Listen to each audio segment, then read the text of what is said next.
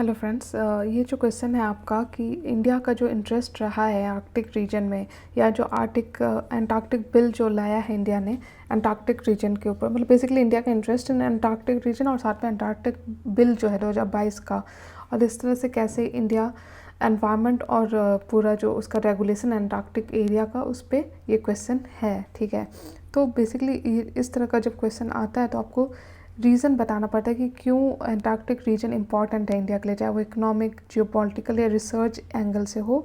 साथ में आपको बताना होगा कि इंडियन आर्कटिक बिल 2022 का क्या इंपॉर्टेंट है, उसका फीचर्स। तो देखिए, देखिए पूरा जो एंटार्क्टिक एरिया है वो कॉमन है। ठीक है, आपका ग्लोबल कॉमन है, किसी एक देश का नहीं है।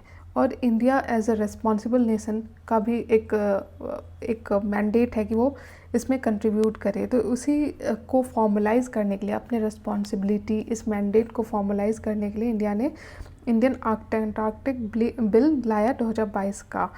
इंडिया का अगर हम इंटरेस्ट का बात करें कि किस तरह से हमें इंटरेस्ट है इन द एंटार्क्टिक रीजन, तो देखिए जो हमारे एंटार्क्टिक प्रोग्राम रहा है वो बहुत ज़्यादा मल्टी डिसिप्लिनरी, रिसर्च ओरिएंटेड, और इसमें मिनिस्ट्री ऑफ अर्थ साइंस जो है वो एक्टिवली इन्वॉल्व रही है।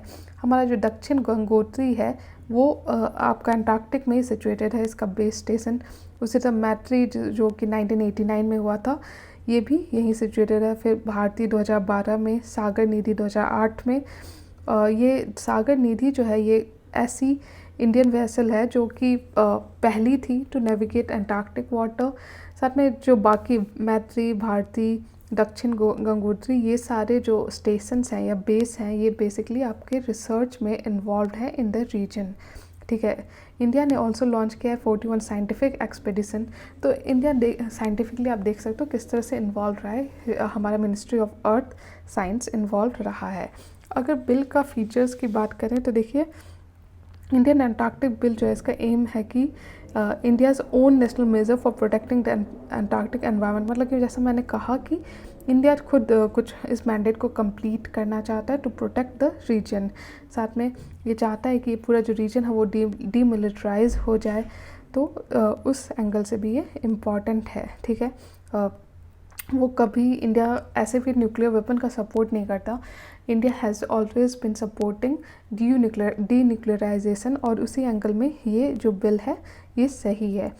अगर हम बात करें इंडियन एंटार्क्टिक बिल का, ठीक है, तो आपको पता है कि किस तरह से ग्लोबल वार्मिंग हो रहा है, क्लाइमेट चेंज हो रहा है, उसका इम्पैक्ट एंटार्क्टिक के भी एनवायरनमेंट पे पड़ रहा है।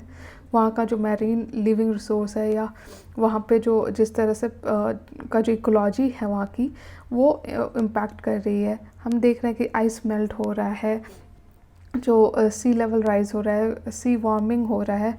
दूसरा है कि जो भी प्राइवेट शिप या एविएशन इंडस्ट्री, आपको पता है कि विद टाइम वहाँ पे टूरिज़्म भी बढ़ रहा है। ठीक है, तो हमें जो भी शिप या एविएशन वहाँ जा रही है तो उसको भी रेगुलेट करने की ज़रूरत है इन टर्म्स ऑफ टूरिज़्म या फिशिंग। साथ में इंडिया जो है एक बहुत ज़्यादा एक, आपको पता है कि कितना लार्ज हमारा कोस्ट लाइन है, एक कोस्टल कंट्री है। और जब भी एंटार्क्टिक पे अगर मान लीजिए बुरा असर हुआ, ठीक है, तो इन जनरल जो ओशन का लेवल है वो राइज़ करेगा। ठीक है, तो हमारे जो कोस्टल रीजन है उसको भी इम्पैक्ट पड़ेगा इसका।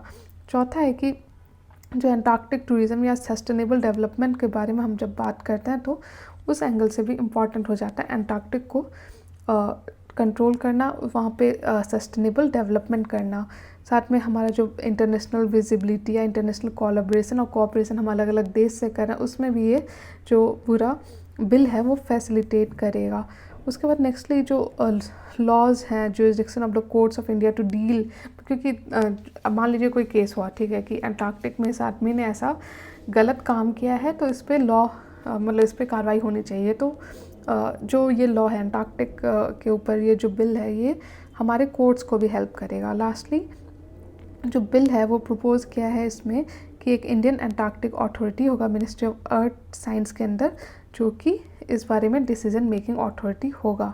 तो इस तरह से हमने एक स्ट्रीमलाइन किया है हमारा जो एंटार्क्टिक पॉलिसी है उसको। ठीक है, तो आई होप आपको वीडियो समझ में आया, जो टॉपिक है वो क्लियर हो गया, ये एंटार्क्टिक बिल क्या है वो भी समझ में आया होगा। तो प्लीज़ लाइक कीजिए मेरे चैनल को और प्लीज़ सब्सक्राइब कीजिए। Thank you.